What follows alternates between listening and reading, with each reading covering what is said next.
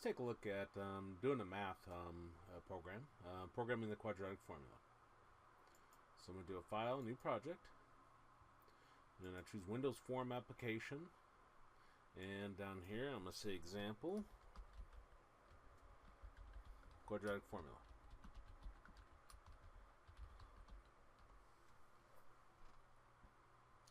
Now with this, I'm going to just return the answer in decimal form. I'm not going to worry about what happens when you have imaginary numbers or any of the oddball cases. This is just a straight plug it into the quadratic formula. Let's see what we get. Okay, well, we need 3 text boxes for A, B, and C. Don't worry about it if you haven't taken college algebra. Knowing what the formula is isn't the important part on this. Is just understanding how to put a formula in. Okay, there we go.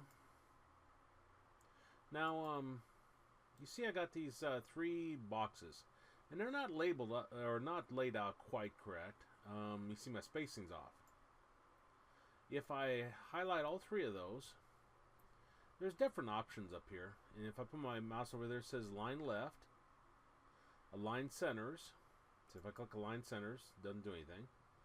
Align rights, doesn't do anything. They're already lined. They both are, all 3 are the same width. Now this one, align tops. If I choose that, that's not very useful. Align middles, no. Bottoms there, make same width, make same height, make same size. So you see there's a lot of different options there. Where in the world would text box 1 go? Oh, I had all 3 still selected. Okay, text box 1, text box 2, and put text box 3. Okay, so I got that there, and come over here. Some of these, if you just start pushing them, it maybe doesn't do what you want. Align middles. See, it doesn't do anything, but if I do a Control Z, that undoes it. Align bottoms. See, Control Z. Make same height. Make same width. Over here, make horizontal spacing equal. So if I click that, it shows you that. Make the vertical spacing equal. And that's actually what we wanted. You see how they're now equal distance apart. Okay, now I'm going to change the font all of them.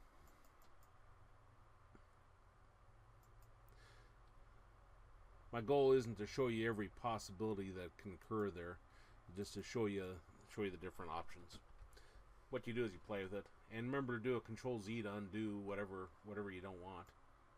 Now all 3 of them are still selected, so I got them all the fonts selected, and I want to put some kind of label over here. So I'll double click a label. Put there. Double click another label. And I'll talk more about that here in a second. Double click another label. Another label. Put those down here. Now I notice these aren't lined up. So again, I could select these 3 here. Now think what I'd want to do here. Last time we did the spacing here. We clicked some of these and some of them did something. Some of them didn't do anything. But now if I choose this, line lefts. See how it lines them all up on the left side? I want to change them all to 20 for the size of the font. There we go. And I'm going to label this as x squared. So I want this to be x. So now that I'm talking this through, I don't think I need that last one. Oh, I still had them all selected. Okay, that's fine. I want that to be x anyway. This one, I guess I can delete. So after I click it, to get rid of a option component, you just press your delete. Okay, now this, I want it to be a second power. It's a different font, but that's okay. We'll see why. So if I put 2 in there, then now I can move this down, and that looks like x squared, more or less. There we go. Now I'm going to grab all of those and move them over closer to that. So from a user standpoint, I'm putting in like 5x squared plus 2x plus 7. So that's going to be my guideline. I could even put A, B, and C over here if I wanted to. Drop a label on here. And let me go ahead and have that say A. And change the font to 20.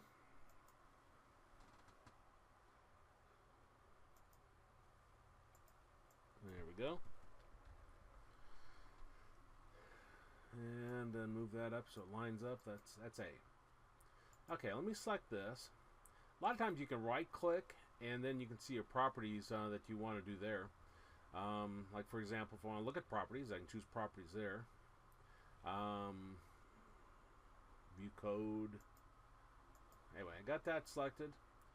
You can also find some options under here. You see there's an edit, views, different options, project. I encourage you to experiment. You create a new project, then you can just change whatever you want. And see, here's your horizontal, vertical, center, and form. The more comfortable you get feeling with all these different options, the better you'll be at the tool. We won't go into that much depth. This class isn't about becoming an expert in Visual Studio, but I encourage you to experiment with some of those. Okay. Now I got this one here. If I right click on it and choose copy, and then I right click in this blank space and I choose paste, puts a copy of it, sort of. Notice this, if I highlight it, is got a name. It's called label 4. If I highlight this one, it says label 5. So it doesn't give it the same name. That's what I mean by sort of. And then I'll right click again and I'll choose paste, and that's my third one. Okay, well obviously I want these to say different things. I don't want that to say A.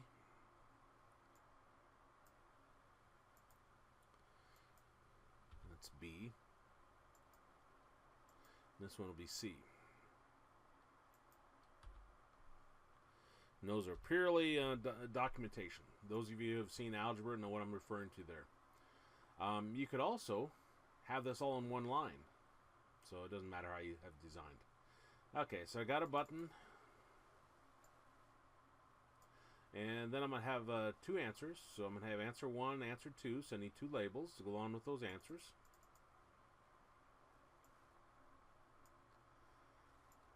There we go. And I also need 2 text boxes. So I'll double click the text boxes twice.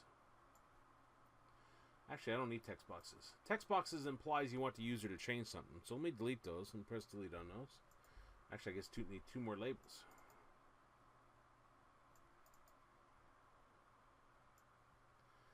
There we go. Now I'm going to highlight all these because I want to change the font all of them. And so I come over here, choose font, and choose 20.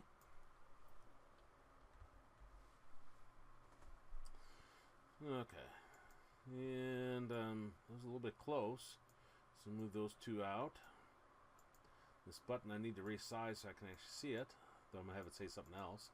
I'm going to have it say compute. So let me go ahead and change the text to that.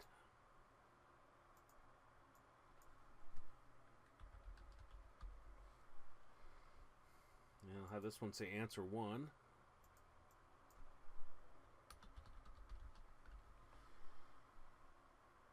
And this one will have say answer 2.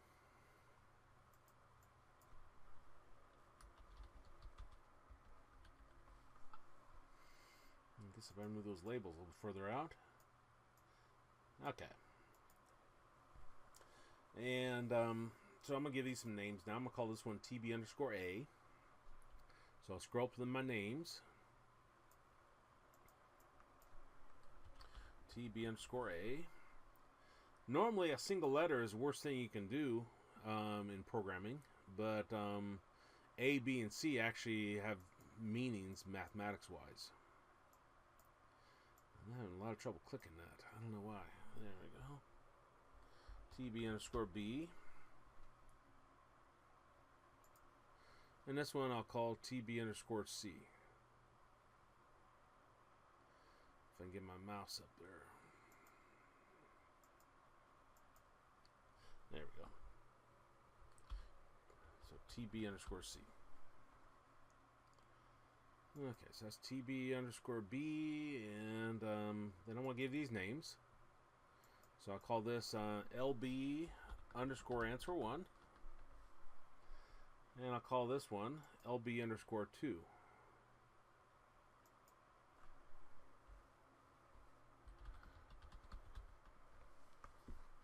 Or LB underscore answer 2. Okay. Now they say label 10, label 9 to begin with. I'm going to do this a little bit different. Instead of making the visible false, I'm going to come over here to the text and I'll just blank those out.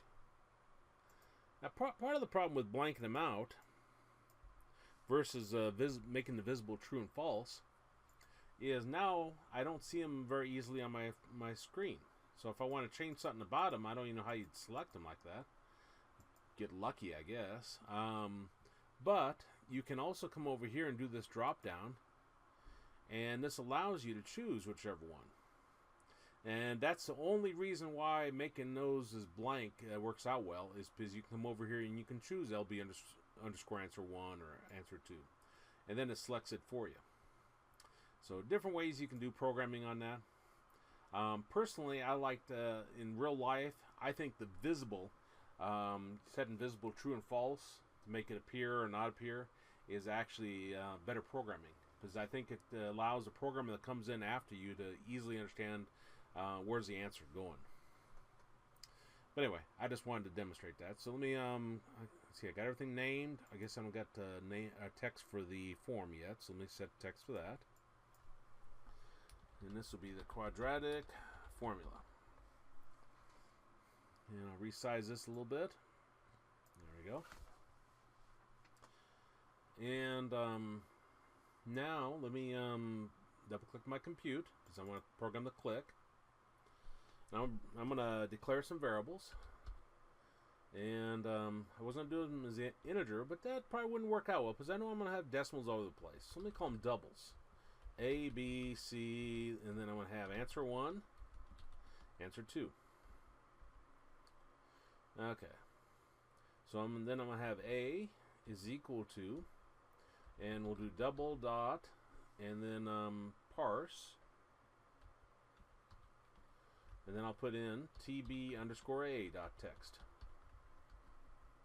Now what this will do is it'll go to TB underscore A, our text box. It'll retrieve whatever is put in the text box, what the user inputs. And then it'll convert it to a double. Double means it has decimals. Now I make a big mistake when I program these. I get going fast. And instead of doing the text, I do TB underscore B, like that. Well, that's really easy to see. And I'll talk about that here in a second. Let me go ahead and finish this last one. You'll notice after I finish it, I still got a red squiggly underneath TB underscore B. Again, that red squiggly line tells you did something wrong. Now, putting your mouse over it may not be very meaningful. It says cannot convert from text box to string. And you're sitting there, well, what does that mean exactly? Well, we haven't talked much about the hierarchy of the different components, so this message probably doesn't mean anything. But what's missing is the dot text. So again, be sure you put that. Okay. Now I brought in A, B, and C, so let's calculate our answers. Answer 1 is equal to, now from college algebra it's negative b plus or minus square root of b squared minus 4ac all over 2a. And in math, whenever you have more than a single number, single variable, single anything on top or bottom, the numerator and denominator, you have to put parentheses around it. So I'll put a beginning parentheses. Now I'm going to type this wrong to begin with, but I'll go and correct it. Negative b plus, and then I'll do my square root, and then b squared minus 4ac. Close parentheses on the square root, close parentheses on the numerator, divided by beginning parentheses 2a.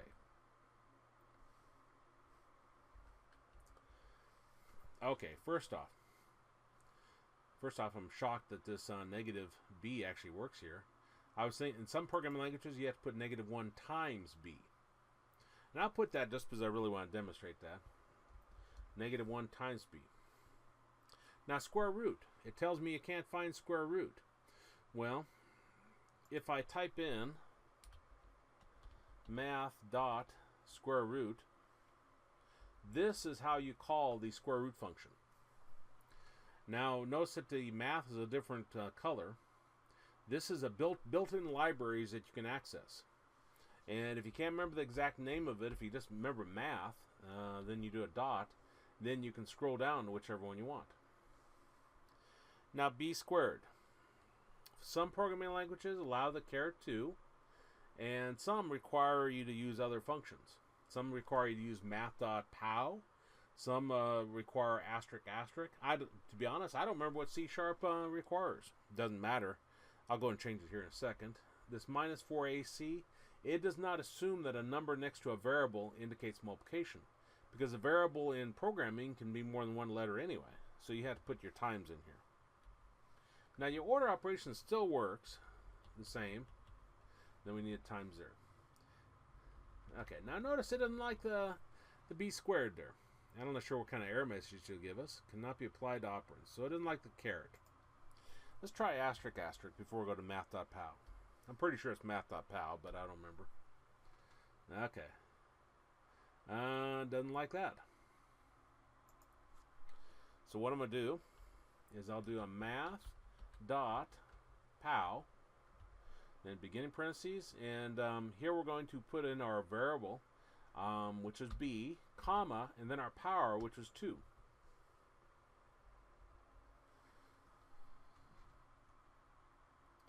And that's our formula. Now answer 2, again, don't get hung up on that. Answer 2 will be pretty much exactly like that.